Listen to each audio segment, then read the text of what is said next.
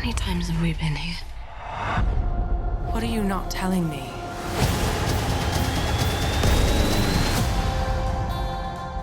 Greetings, ladies and gentlemen, and welcome to the Wasting Time Cast. We are your esteemed time wasters for the evening. I am Chris, he is Gray. Much like Charlie Manson getting a marriage license, we have been granted license for a second episode. Tonight we are going to be talking about something a little bit less extensive than we did in our first episode. For those of you who watched that, we talked about Naruto for over 2 hours, which is...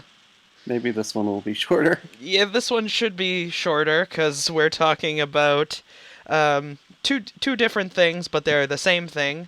We are talking about All You Need Is Kill and Edge of Tomorrow. It's, the manga's only, 20 chapters, something like that. Right. And the movie is only 2 hours long, so it Yeah. shouldn't take us 2 hours to discuss both of those things. We're going to be kind of talking... It's a series that I could say that both of us liked, although we'll get into kind of the intricacies of why as the podcast goes on. So we have decided we want to talk about it. Read All You Need Is Kill. I finished reading All You Need Is Kill about... was maybe a few weeks ago, and I saw the movie a few weeks ago, whereas Gray here read it as it was the manga as it released, saw the movie when it came out, and recently reread it so that he was up on all his knowledge. Is that correct?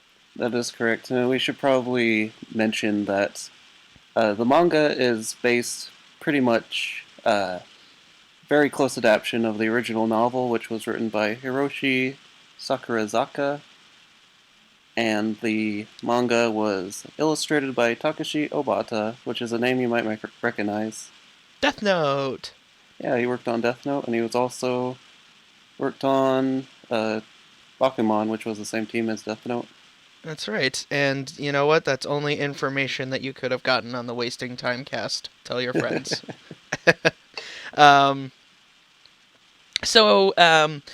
Before we move any further, we're gonna start by kind of giving a brief synopsis of both versions of it. Basically, our synopses will be spoiler free. I think we can do that, but after we do our synopses, we're going to be talking about kind of our favorite moments and favorite characters and the kind of complexness of the plots of both of these makes it very difficult to keep it non-spoiler. So after we do the synopses of both, I will repeat that there's going to be a spoiler warning. So for those of you who are interested enough based on those synopses, go and check them out. See what you think based off of that. So without any further ado, let's start with a synopsis of All You Need Is Kill. In your own words, Gray, let's take this back to high school. In your own words, how would you describe All You Need Is Kill? Let's see here.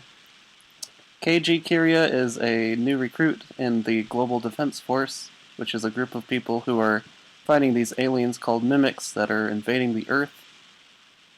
And when he ends up on the battlefield, he ends up dying because he's just a new recruit and doesn't have any combat experience, and the mimics are terrifying and powerful, and they kill him, but he doesn't die. Well, he does die, but he also wakes up immediately like nothing had ever happened, and he thinks that dying was a dream. Turns out he's in a time loop. And so he's stuck in this time loop to die over and over again on the battlefield, and he decides to take advantage of it to use it as a weapon to get stronger and eventually defeat the mimics.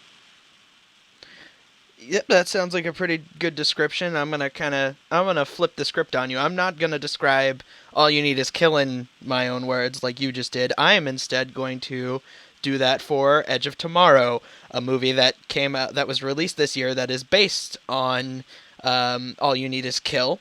For those of you who don't know, there were some pretty major changes that were made to the story to put it on the silver screen, and those changes are essentially this.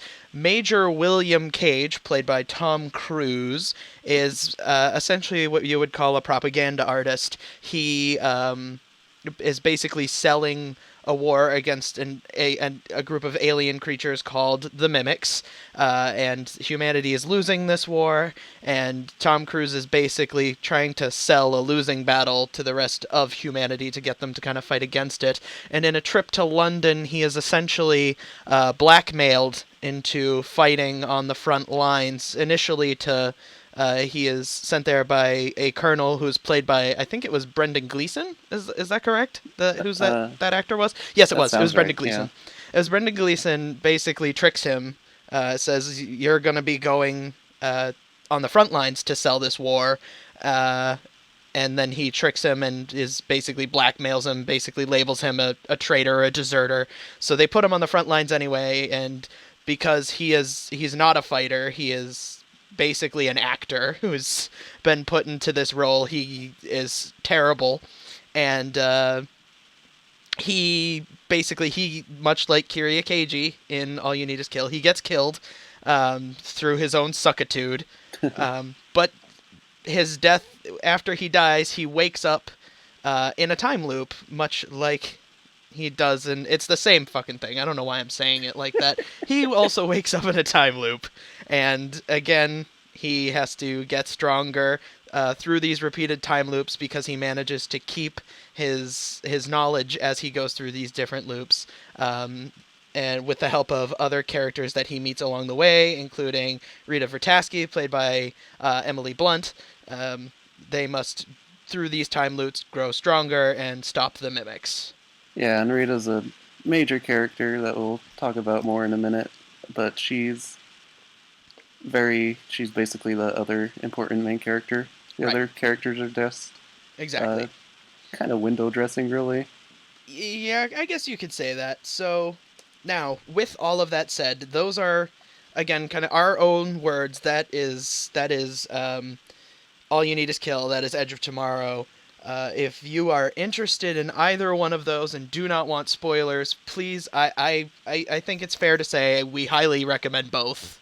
Oh yeah. We're gonna be talking about what we like more, which is kind of the purpose of this podcast. So don't feel like, oh, they like it, what's the point of even watching? We're gonna be talking about a lot of different things about both of them. But if you want just pure recommendations, I think it's safe to say we both recommend Edge of Tomorrow and All You Need Is Kill. They are both very good. They are different both reasons. for very different reasons, and those different reasons are what we're going to be talking about. So again, I throw up, this is your final warning for spoilers. This is where we're going to be getting into the spoiler talk. So if all of those people are gone, let's focus at first, at least, on kind of All You Need Is Kill, because that's what started this for both of us. So Yeah. let's talk specifically about All You Need Is Kill. Let's talk about some of our favorite moments from it and favorite characters. Who is your favorite character? Well, like I said earlier, there's only two really standout characters that really affect the plot too heavily. Indeed, it was a trick question. So there's Keiji, and there's Rita, of course. So let's change that up then. Let's just talk about Keiji. Okay. Keiji, he's pretty cool. He's got a cool arc, I thought. I agree with that. Because he starts out, of course, as just like the young recruit. He doesn't really know what he's doing. He doesn't really know what he's got himself into. And then through dying over and over again, he eventually comes to his resolution to fight the Mimics, choosing it as a tool. And then he kind of goes through these different stages where at first he's like, I don't want to save anybody, I just want to save myself and get out of this time loop. Right. And then it's like, I want to save as many people as possible while I'm in this time loop. And then I realize that I can't save everybody. And by that point, he's gotten really close to Rita. And then in the ending, that kind of goes a certain way. Yeah, I want to save the talk about the ending though, and hold off on that one. Yeah.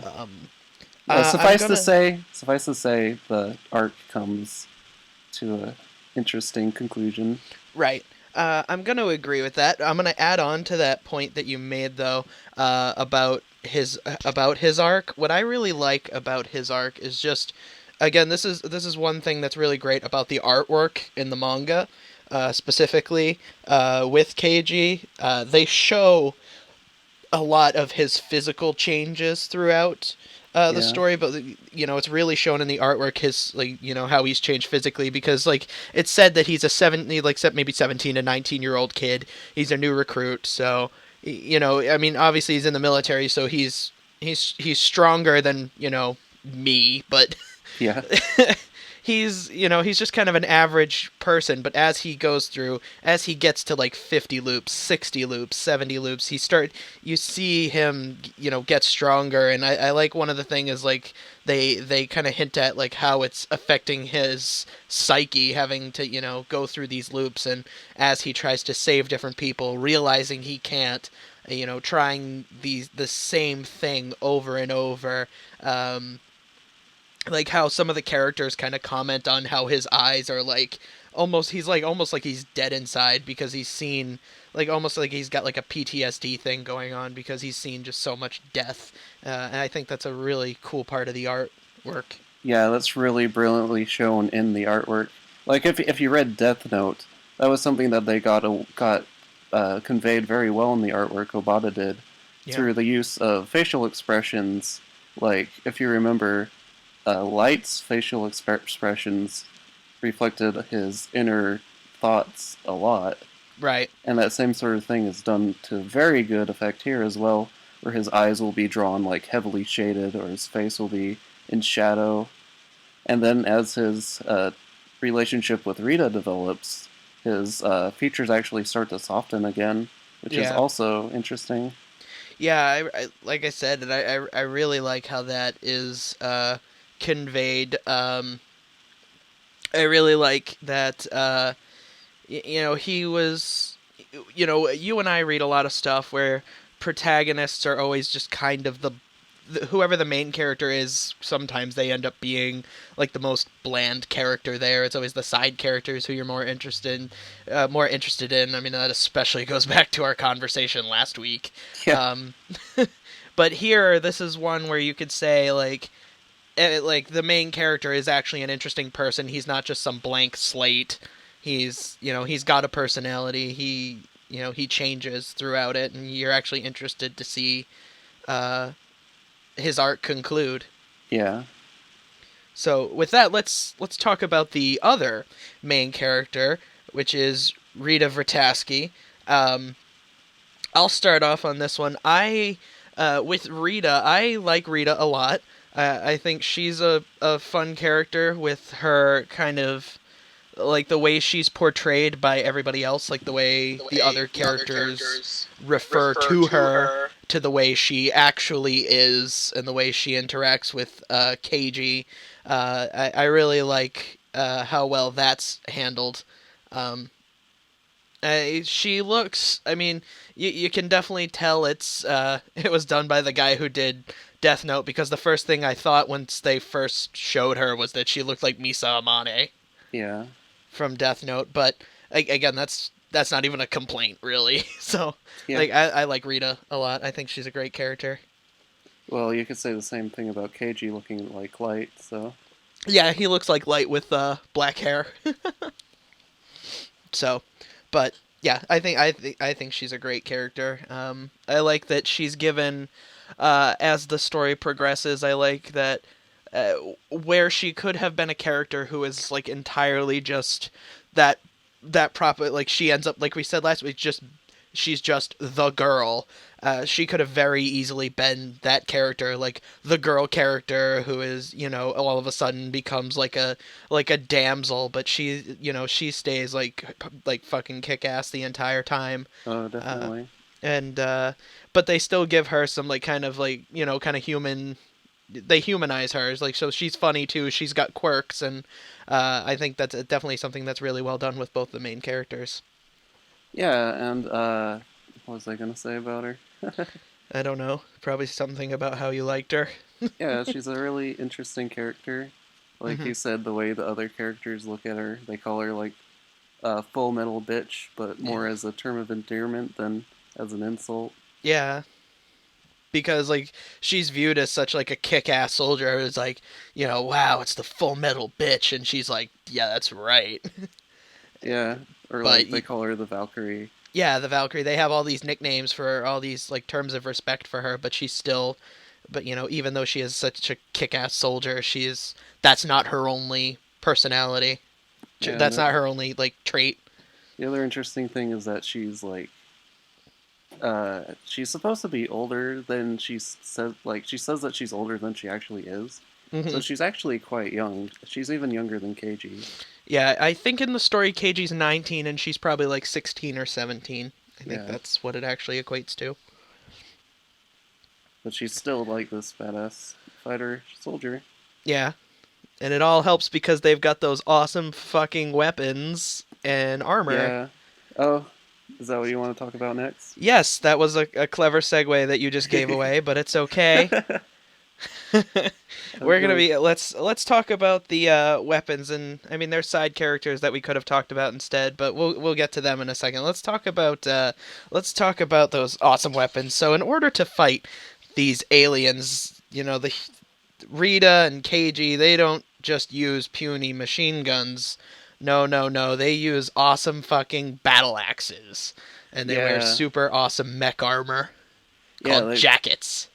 yeah, the jackets are really cool. They got these awesome like mech suits that they use to fight them, and even the weapons that the other soldiers use are interesting. Because before the start of the series, they've discovered that guns don't really do jack shit to these things. So they've got like even got these like giant bolt guns that shoot tungsten rods, Yeah, which but is super freaking awesome. which is pretty awesome. But they've also got these, like Chris said, these giant battle axes, these giant fuck off battle axes that they say weigh like 38 tons or something. Yeah, it's something preposterous like that. Swinging them around like goddamn lightsabers. Yeah, it's awesome. It is awesome. Uh, and even like the jackets they wear, those kind of mech suits that they wear, those are really cool too. I mean, maybe it's because I've seen so much, but what it reminds me of a lot is I don't know if you've ever seen Fooly Cooley, Yeah. but I don't know, for some reason they kind of look like the robot in that. I But guess I it's can- still, but they still made it look badass. Like where the robot in Fooly Cooley was kind of silly, but like in here, it's just that was like the first thought that came to my head. But even still, it looks fucking awesome. Is it because of like the screen that they put over the helmets? Yes, that is why. Just the kind of rectangular design of the helmets, along with with that screen, I think is what it does. And I think it's the fact that Rita's is kind of a reddish pink Yeah. that it kind of reminded me of that. And KG's later in the series is blue, so Oh, at the very end it becomes blue. it so- becomes blue. So the red and blue coloration, the kind of rectangular design aesthetic, kind of reminds me of Fooly Cooley. But if I'm actually taking a look at an image right now, it looks nothing like Fooly Cooley. Oh That was a man. useful conversation. Yeah, no, it's good because it shows our viewers that we are well versed. That is true. Like, see, like my credibility just went up like 10 points because I've watched Fooly Cooley. Maybe we should do an episode on Fooly Cooley. I would totally do an episode on Fooly Cooley, but you know what? It would just be 15 minutes of us trying to make sense of what the fuck. I've Anyway. got a pretty good theory of what's going on Back in to that. All You Need Is Kill. I'm just gonna show all the behind the scenes strings on this thing. Back to All You Need Is Kill. What were even? Oh yeah, huge fuck off battle axes. Those are cool. How could you forget? How could I forget huge fuck off battle axes? Well, that's well the makers of Edge of Tomorrow did, but that's okay. Yeah. We'll get to that. We'll get to that. Let's wait. There's only so much you could say about huge fuck off battle axes, other than they're really fucking cool. Let's talk about what they use those huge fuck off battle axes on. The mimics, the enemy force. This is one thing actually, and you'll probably disagree with me. As much as I like the design of the mimics, I don't really care for them as enemies. Because they just they could have been replaced with anything. That's true, But I guess you could say that of any alien invasion Oh, story. well, yeah, I guess, but it's always like I'm always more intrigued. Like look at this is probably a very terrible example, but look at Alien, the movie Alien. The xenomorph is a character. Even in Aliens, when there's a shitload of them, like you still know, like they are like those things are a character. The alien queen is a character, whereas even like the mimics have different levels of, you know, alienness, I guess. One's level 5, one's level 10, shit like that. They have like different levels, but like I said, outside of their time travel brouhaha, I feel like they could, like, again, I think they're still cool, but I wasn't as interested in them, you know. Maybe I'm Yeah. wording this poorly. Well, I kind of get what you mean, and it's especially because they don't really go into the uh, Yeah, motivations or the origins of these things, which yeah, there's nothing there. Whereas, like, and again, this is a out of left field fucking example, but look at Gears of War, which you could also argue is like an alien invasion story, even though the aliens are already there. But whatever. You like the Locust as enemies. You learn about them. Again, there's, even though they have like different levels, they have like a queen, and there's a story there. There's like story elements there. You learn about them and you become more interested in them as enemies. Whereas the mimics, it's just, oh, they have a cool power. Okay, cool. They're cannon fodder. yeah, well, I actually kind of like that they don't try too hard to explain too much about them. Okay. It kind of keeps them mysterious and more frightening if you know less about them, kind of, you know? Yeah, yes, that's definitely true of a horror story. Definitely, the unknown is scarier, more threatening. But I don't know. I guess I just like to know things. Yeah. I like that it's not bogged down in telling the story of where these things came from. Mark Just your calendars, folks. It's the first time Gray and I disagreed on something on wasting time, guest. no, Uh, I can definitely see where you're coming from, right. but at the same No, and time, I get what you're saying too. So, but yeah, that's just my thought on it. yeah, but they have a really distinct design. They're like these, Which I really like. Like I said, I will reiterate that those things look fucking cool. like imagine the tripods with from War of the Worlds with more legs. And All teeth. their legs, yeah, all their legs are little like stabby spears that they can stretch out, and they have these giant mouths that are just lined with hundreds and thousands of teeth on the inside and the outside, and they've got like mouths ringing around their. They've got eyes Yeah. ringing around their mouths as well. Yeah, it's like they got like one row of teeth on the outside, and then they got like an inner, like almost like a spiraling row of teeth, Yeah, like a fucking spherical shark. it's a really cool design, and I Yeah, really like it I like it too. Um, and they kills KG a lot. in a lot of different ways. Yeah, by like fucking stabbing him. That happens a lot. They stab him. They like He shoot gets him it. with laser beams or something. He gets impaled. Well, impalement is probably the most common That form is of true. death for our young Mr. Mr. Kiryukeiji. Poor Yep. bastard. He gets beheaded. Yeah, he is not a lucky fellow. Um, I guess you could say, on a scale of 1 to lucky, he ranks about not very lucky. Nope. So, there's one other thing I want to talk about when it comes to um, All You Need Is Kill, and then we can start talking more about Edge of Tomorrow, and that is the side characters. Um, there are only a couple in this. I guess you could say there's really only 4. Yeah. There is. I'm going to name who they are and what they do, and then we'll try and go from there. So we got Yanabaru, who is a fellow soldier in Keiji's unit. We've got the Sarge, who is self-explanatory. We got a girl named Shasta. Was that her name, Shasta? Yeah. She is Rita Vrataski's mechanic, the builder of giant 3-ton big fuck-off axes. And its subsequent little girl. Yeah, she's like even... She's younger than Rita, so that would Yeah. put her at about 12. She might be the same age as Rita now. that I think about Recruiting it. young. Yeah, I think she's... Yeah, because Rita lied, so I'm thinking Shasta's probably the same age. And last but not least, we have the tiggle bitty chef, Rachel. She's not even a chef. She's just the cafeteria She's the lunch lady.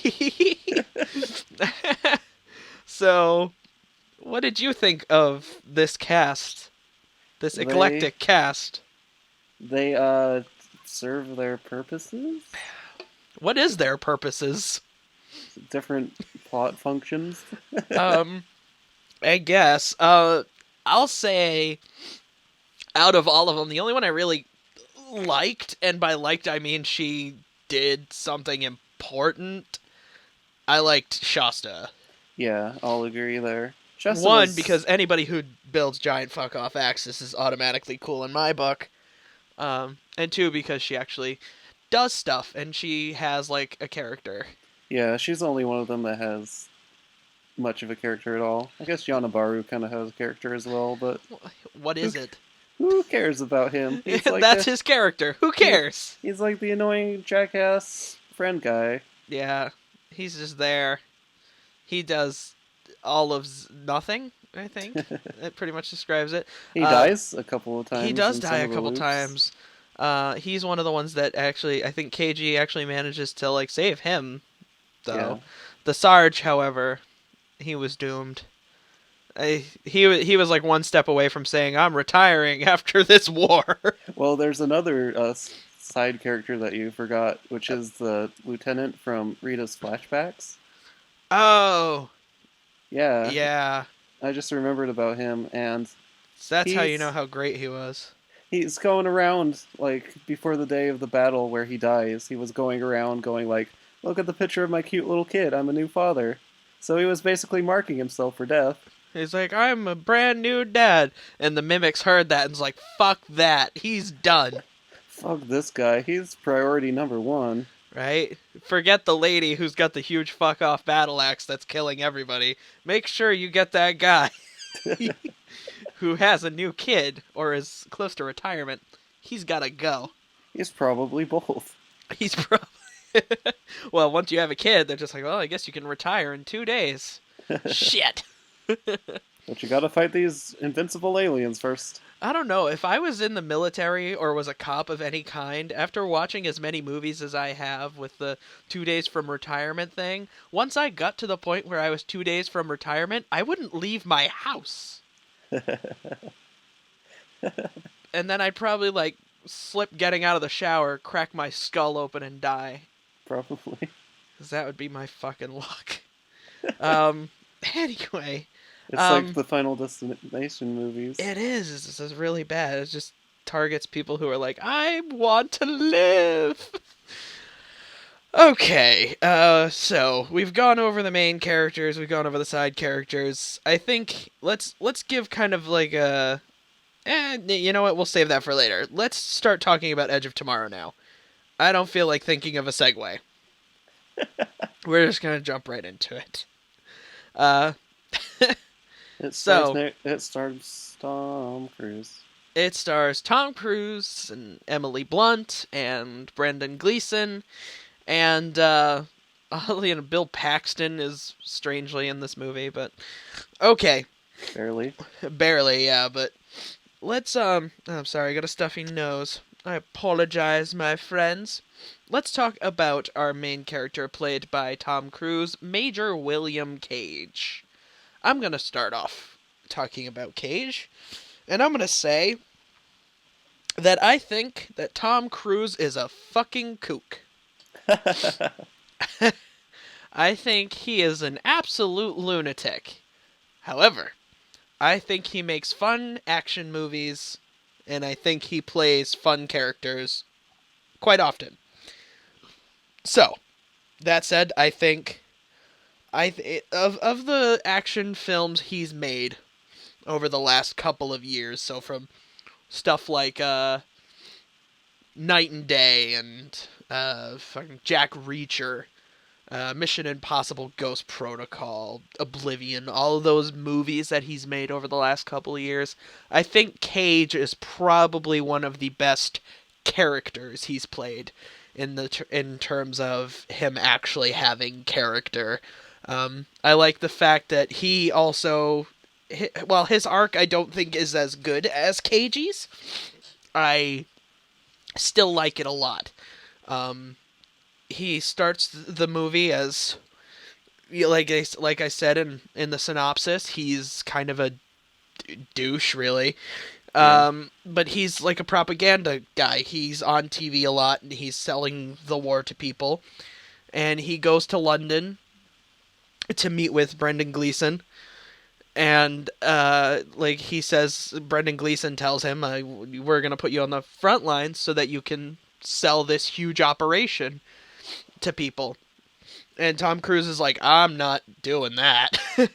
He's like, basically tells the general is like, well, I've already talked with your commanding officer, and you know, you gotta do what I tell you. And he's just like, "Listen, buddy, I excel in propaganda, so I could turn everyone in the world against you if I wanted to." Just a little bit of casual blackmail, which backfires tremendously on him as Brendan Gleeson basically labels him a deserter and strips him of his rank and sends him to the front lines anyway. And like Cage, he ends up there and he gets caught in the loop. And I like the way that Tom Cruise plays the loop. I like some of the more interesting things that aren't brought up in All You Need Is Kill are kind of brought up in this iteration, and I like how Tom Cruise plays it. Yeah, I like Tom Cruise in this movie. I've always thought he was a pretty good actor, even if he's a lunatic in real life. Yeah. But it's fun to watch him die over and over again as well. But if you don't like Tom Cruise, you're gonna like this movie, even though he's in it, because he dies multiple times. And I mentioned before that he's got that there's a lot of creative deaths in this series, in All You Need Is Kill. But Yeah. there's even more in Edge of Tomorrow. Like they really Yeah. ratcheted up like the creative deaths in this one. Yeah, like I was saying, is like if you don't like Emily Blunt or Tom Cruise, then you'll delight in seeing them get killed in increasingly hilarious ways. It's actually a really surprisingly like funny movie. Yeah, there is a lot of humor in it. Um, All You Need Is Kill is played moderately straight. There's some comic relief bits in it, but that one takes itself pretty seriously, whereas Edge of Tomorrow kind of revels in its premise and it definitely plays around with that dying over and over aspect. Where it's like, hey, you know what? You can be reckless with that kind of stuff. Every day he resets, so you can just do terrible things to this person, and you can take advantage of that based on the fact that he needs to learn what to do, and you can have him die in ridiculous ways. It's like, okay, so I can't do this time, so I need to do this to change that. Um, and I like how they kind of focused more on the training. Cage with Rita. Yeah. I like that. But before we go into that specifically, because I do want to talk about the training scenes with Rita, because I think they're pretty well done. Let's talk about Rita. I'll let you go first this time. I liked her. I liked Emily Blunt in this role. A problem I have with both Tom Cruise and Emily Blunt in this is not a major problem. They're but too old. They're both too old. Yeah. And it's not even just like the fact that the original story had them as younger characters. It's just you can kind of tell. It kind of Yeah. feels like these roles were written for younger characters, and then they had to. That does seem really out of place when you hear like the dialogue they deliver.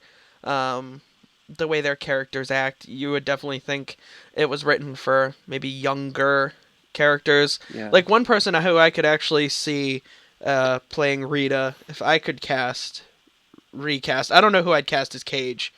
Um, but if I could cast Rita, I'd probably cast somebody like Saoirse Ronan. Yeah. Like I could see her, because she's not like she hasn't been in action movies. I mean, she was in Hannah, which was really good. So she can definitely play kind of that, kick-ass soldier character. She's done it Yeah. before. So. And like going back to Cage for just a moment. Mm-hmm.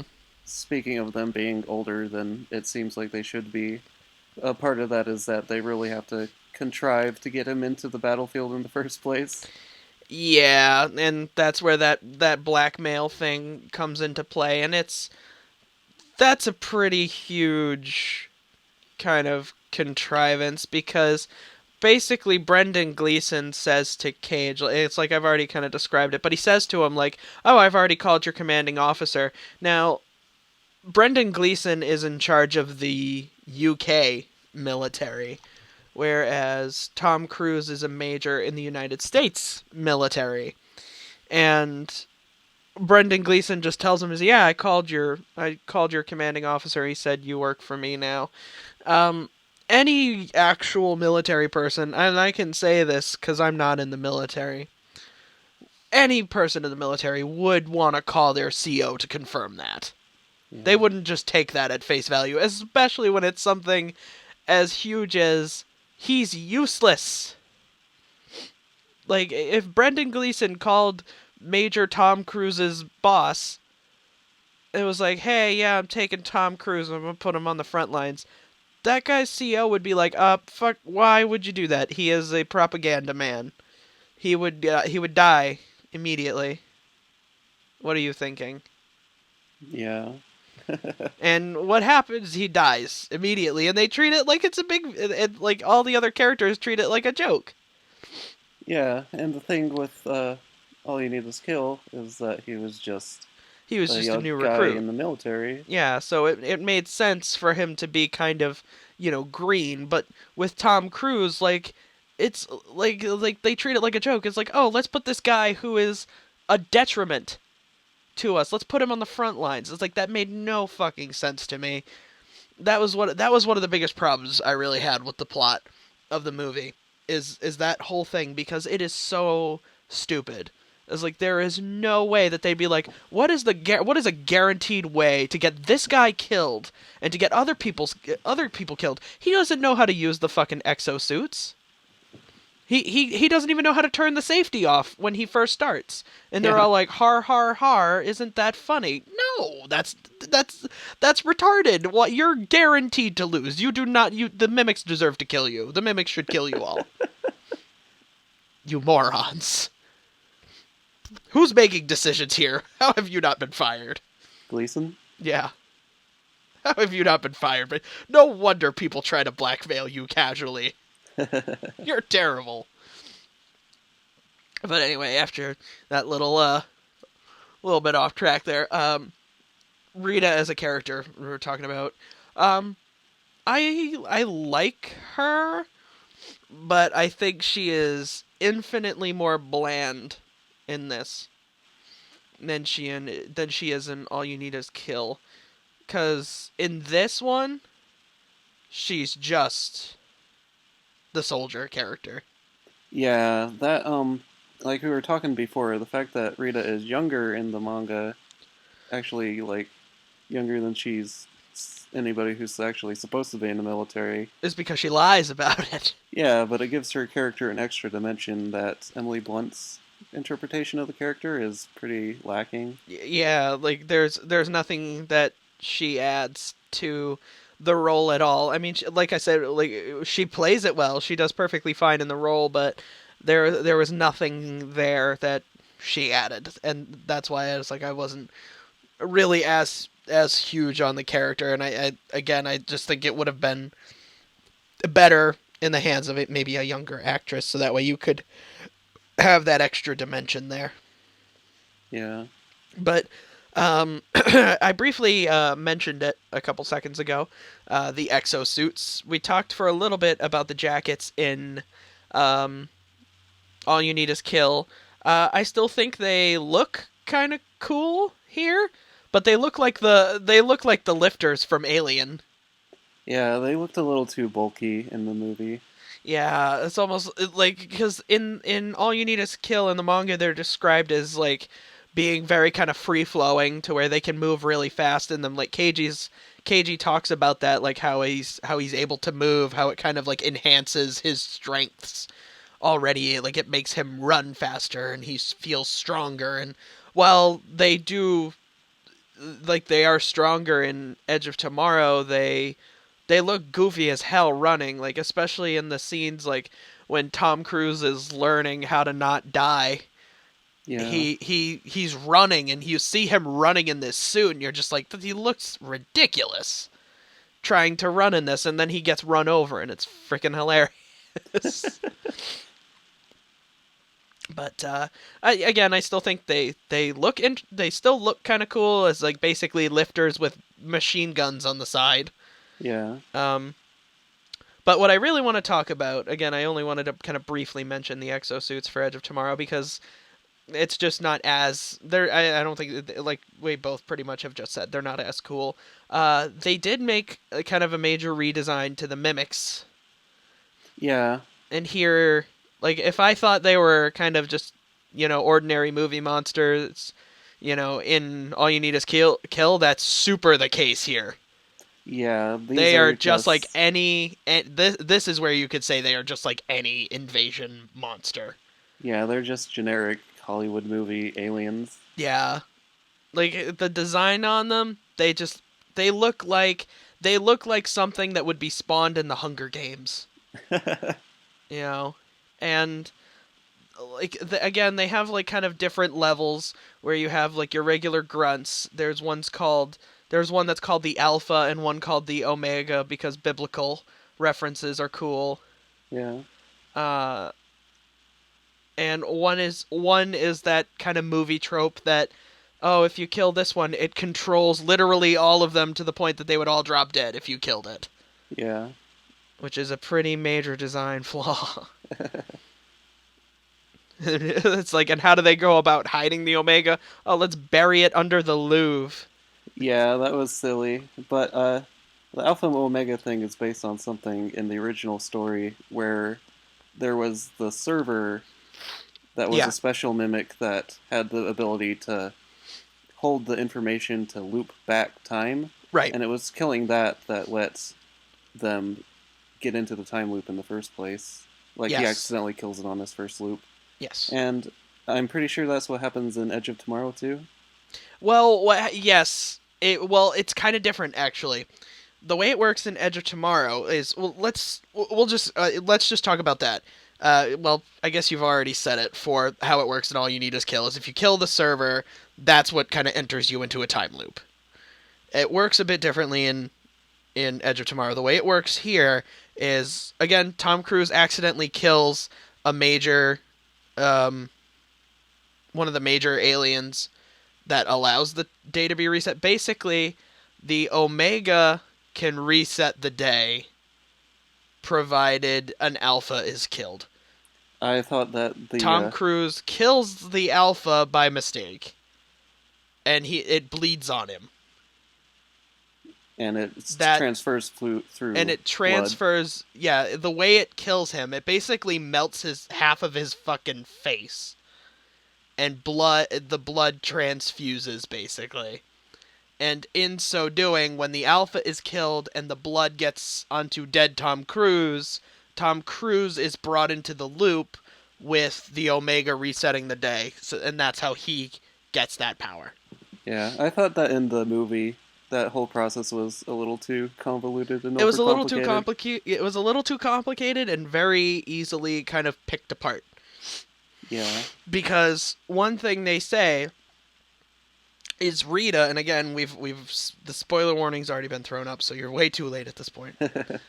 Rita says that she no longer has the power, though. Like, she goes to Tom Cruise, like basically they meet up on the battlefield, and she basically recognizes that he has this power, and tells him to meet her when he wakes up. And she's like, oh, okay, so like that's when they start their training. But one thing that she says later is that she had the power herself, and the reason why she lost it is because she had a blood transfusion, where she got injured on the battlefield, and they gave her a blood transfusion, and in so doing, she lost the power. Now, immediately, if you're thinking about this, you think, how does she know? I don't know. Exactly. Like, how do you... Well, have you died and tested? No, of course not. You have no idea whether or not you still have the power. So, at the end of the movie, Tom Cruise gets a blood transfusion because he's injured in a pretty dumb idea chase sequence, like where it's like, come on, man, what were you thinking? When this happens, he gets injured, and they give him a blood transfusion, and so he's like, I've lost the power. It's like, again, I guess the way they kind of explain it is they just kind of feel it, but I guess it's dumb. It's dumb. it's pretty weak. I think it's mostly to set up for that big climax, because Yeah. the movie has more of like a cinematic climax than the original story does. Right, but I actually like, well, both of us like the ending a little bit more. But again, I want to save the ending for a second, because there's one more thing I want to talk about when it comes to Edge of Tomorrow, because I mean we talked about Rito, we talked about the mimics, we talked about all that stuff. One last thing I want to talk about, and then I want to talk about the endings of both. Let's talk about the side characters, kind of get them out of the way. Yeah. There's a lot more side characters in Edge of Tomorrow. I think they're better handled than All You Need Is Kill, because I think there's more of them that are not exactly more interesting, but I think there's more of them that have more traits than nothing, which some of the All You Need Is Kill characters have. They still don't do very much. Right. But basically what you have is you have the squad. You have Brendan Gleeson, who is the general who blackmails Tom Cruise. He shows up twice. Yeah, pretty much. You've got J Squad, which is led by Sergeant Bill Paxton, who I didn't recognize as Bill Paxton at first. I like those characters. They added I some did too. nice levity. Yeah, I really liked. situation. I liked J Squad. I felt like they actually got to do something. They had a good kind of shining moment at the end. I thought Bill Paxton was actually quite funny, as was his like second in command, whose favorite word was maggot. That guy was just amazing. So yeah, I like J Squad. Like, they all had kind of their interesting quirks. Not really a whole lot in terms of depth, but like, again, they actually got to do things. You know, they had their moments. But we also have kind of a Shasta character. Only now, instead of being a younger girl who makes huge fuck-off battle axes, it's an old, weird, porno-mustached guy who builds crazy alien-stopping plot devices. I did not like this change because I did not like it either. I hated it, actually. I thought it was such a waste and such an unfortunate change that did not need to be made. Yeah, let's replace the most interesting side character with the least generic, interesting one. the most generic scientist movie character possible, who and just spouts exposition and gives Deus Ex Machina technology. yeah, you hit the nail right on the head with generic. That is the optimum word there. This guy, wow. It's almost amazing. Yes, you're basically right. All he does is produce exposition and Deus Ex Machina, because he is like explained. This is a quote from Rita herself. Says that he is an expert on mimic biology. First of all, how? How do you become this? second of all, like, he has built a device with such an intricate power. Basically, the device he built is that it allows, basically, well, it's convoluted, but it basically, it kills it allows you to see through the Omega's eyes to see where it is.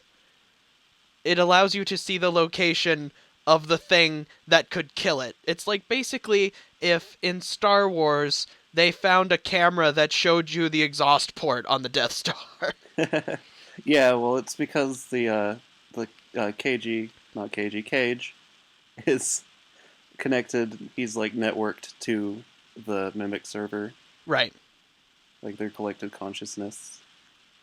Yeah. So this device lets him tap into it, even though I'm not sure how that works. Yeah, how do you test that?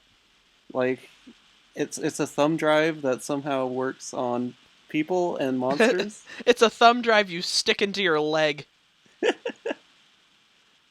And then it somehow affects your brain. And keep in mind, they did this after he had the blood transfusion. No, wait, they did it right before the blood transfusion. Yeah, they Never do mind, it I right lied. before. Yeah, I was about to say, because, yeah, he had it afterwards. Never mind. I was about to say, that would be kind of dumb. And that leads into their final climactic battle at the Louvre. Yeah. Because we gotta fight somewhere landmarky. Yeah, there were a lot of changes that we discussed to make things more cinematic, mostly for this big climactic showdown with the Omega. Yeah. That's why there is an Omega. That's why he needs the device to locate it. That's why they changed the rules for the powers so that he wouldn't have them for the climactic battle. Right. All the changes are made to fulfill this climax. Basically. Really, so that this story could work. So it's a good thing that it's a pretty cool. Yeah, it's a really showdown. cool scene. Like, because if it didn't look as cool as it did, because it does work, based on that, based off of what this movie set up, everything works. It's dumb. Like, once you start like picking at it, and you start thinking, it's like, well, this doesn't really make sense. Like the way they use this power, like especially the transfusion thing and how they set him up to be there in the first place. Once you start looking at all those little points, you can really start to pick this movie apart. But it all works. Like, it all comes together, I think, nicely enough to where you basically at the end of the day you say that was a fun action movie. It managed to not completely fuck up a time travel thing, which is, you know what, I give anybody who even attempts time travel a lot of credit, because time travel stories are always the hardest. Not only does it not fuck up time travel, but it actually is really creative with it too. Yeah, and it does a lot of creative things with that gimmick, so I give it a shitload of credit on that alone. But we're going to talk about the all you need is kill ending now, which both of us, I know we definitely agree, we both like the ending to that quite a bit. Yeah. And I'll let you describe it, because I've done a lot of talking. Okay. I'll begin by saying that the thematically, even though Edge of Tomorrow is a lot of fun and it's really creative, it doesn't have a lot of thematic depth. Right. There's a lot of death. Yeah, there's a lot of death, but it doesn't delve too deeply into anything psychological or on the human condition. It's just kind of a fun action movie. Yeah, it's popcorn. Whereas it's popcorn, even though All You Need Is Kill is basically the opposite, because it's very thematically focused, very ruminates on the concept of death, the concept of war, either losing or keeping your humanity in the war, which all comes to a head at the very end when they find out that they've taken out all the mimics, so they just need to close the time loop, which they need to do by killing all the servers. And then they've killed all the servers, so they're like, what's wrong? Why did we loop again? So Rita realizes that in order for them to close the loop for good, they've both become mimic servers, basically, by looping so many times. So Rita and KG, one of them has to kill the other in order to bring everything to an end. Mm-hmm. And so they have this brief but really impactful, cool fight. And Rita ends up sacrificing herself. She gives it her all. Like, she doesn't pull her punches, but she still is resolved to die when she loses. Yeah. And it's really heartbreaking because a lot of the second half of the series is built around their relationship and how that relationship had grown, how they'd become so close and refound their humanity basically through each other. Yeah, even though they meet each other for like the first time every single time. Yeah. So, I agree. I really love the ending of All You Need Is Kill. For pretty much the reasons you said. I like how it really focuses on those concepts of, losing your humanity, and we talked about it when we talked about the arcs that both of them go through, specifically Keiji, where he's just kind of a young greenhorn, and then he, after going through a bunch of loops, he almost loses his mind a little bit, where he's going, losing his humanity, and his features become more, there's a lot more dark circles around his eyes. But then every time he meets Rita, and they meet up, and they train together, and they have like there's one scene where they have like a sour plum eating contest. Yeah. There's all those different scenes, like you see their features like soften a little bit. And then they have this like epic battle together, only to realize that they need to fight each other. And I really like that. I really like it a lot, actually. I thought it was fantastic. Well done. Very well done. It's a very well done ending. And I guess they just wanted a more Hollywood ending for the movie, which is understandable. Which is totally understandable. Part of me still wishes, like, because because you're the one who told me about Edge of Tomorrow. Mm-hmm. You were the reason why I got excited for it, because you said it was based on a manga called All You Need Is Kill, and I really liked that, just in and of itself, that the fact that Hollywood was willing to adapt a manga, basically, because when does that happen? Not very often. I mean, Guillermo del Toro's been promising one for years now.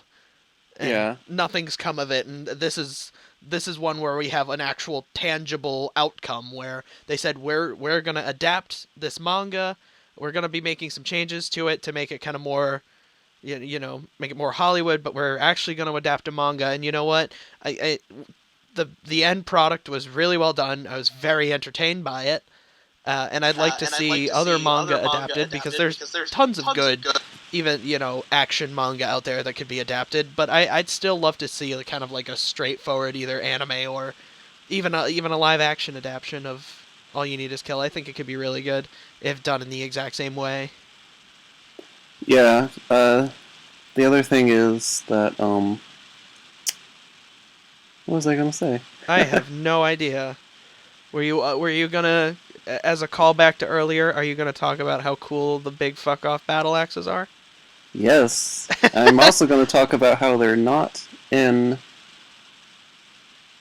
Edge of Tomorrow at all. They are not. They use machine guns, in spite of the fact that in the manga they say machine guns don't work on the mimics. Nope. But yeah, you'd think, that's one of the coolest in a movie that kind of focuses on its creativity. The fact that they left out those giant fuck off battle axes. Yeah, I don't know it's kind why. of a surprise, but still. Maybe it was another. They thought it wasn't super Hollywood friendly again. I don't know. That one I'm not so sure of. I just think that one's more of an oversight. I don't know how you could overlook. How you could overlook a huge off. fuck off battle axe, but yeah. Hey, they looked over Shasta, so Yeah. In favor of the weird fucking unnecessary scientist. Generic ass dude. Yeah, Mr. I don't even remember what his fucking name was, played by I don't even remember who. Dr. Carter. Was that his name? Dr. Carter, yeah, so he doesn't even have an interesting name. And who is he played by? I'm looking at IMDb. He was played by Noah Tyler, who you may recognize from... What was he in?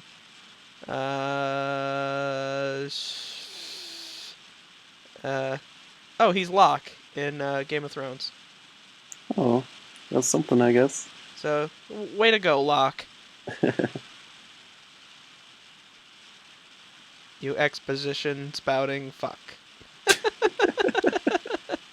I'm just kidding. He's like, again, the acting is fine. So, but we're starting to kind of wind down here. So, let's start to go into our wrap up here. Let's do kind of our final thoughts on both. Like I said, I think it's pretty fair to say we like both of them. But give me your final thoughts on All You Need Is Kill and Edge of Tomorrow. You can do both.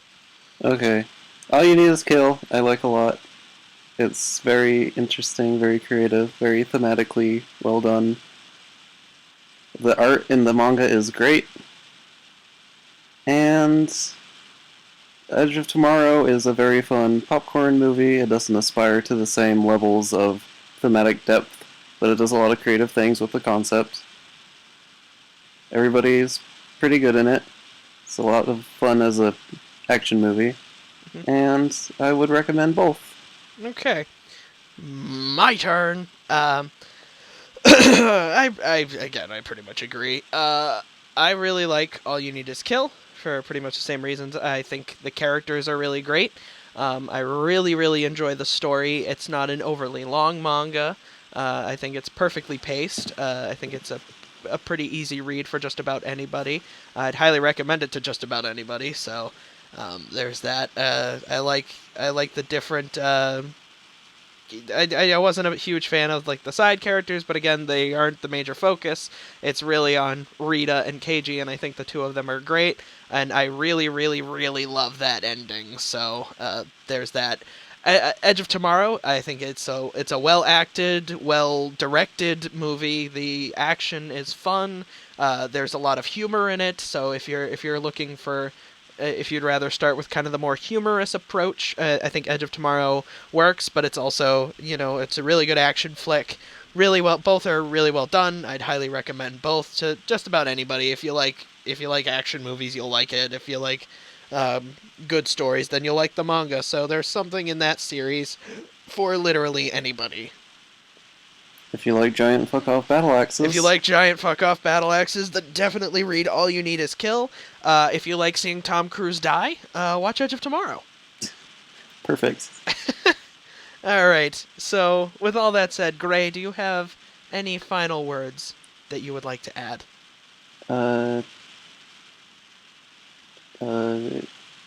Yeah, time loops.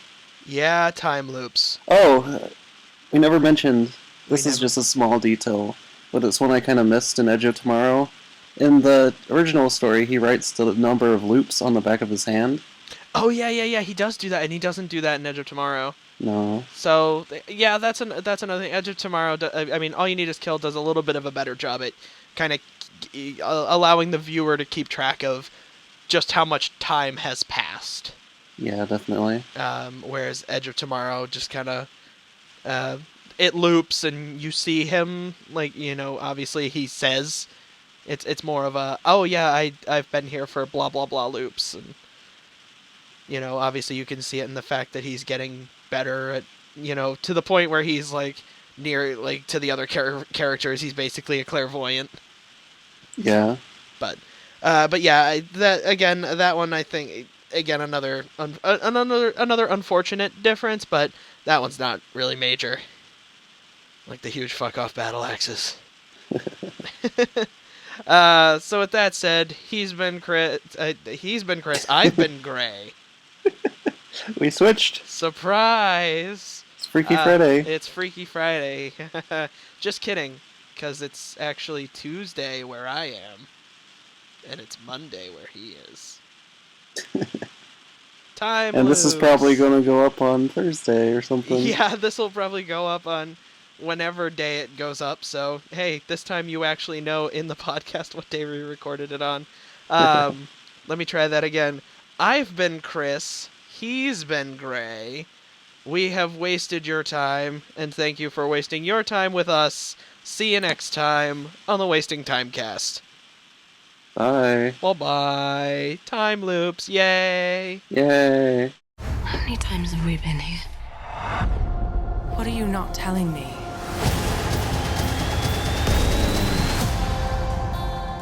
Greetings, ladies and gentlemen, and welcome to the Wasting Time cast.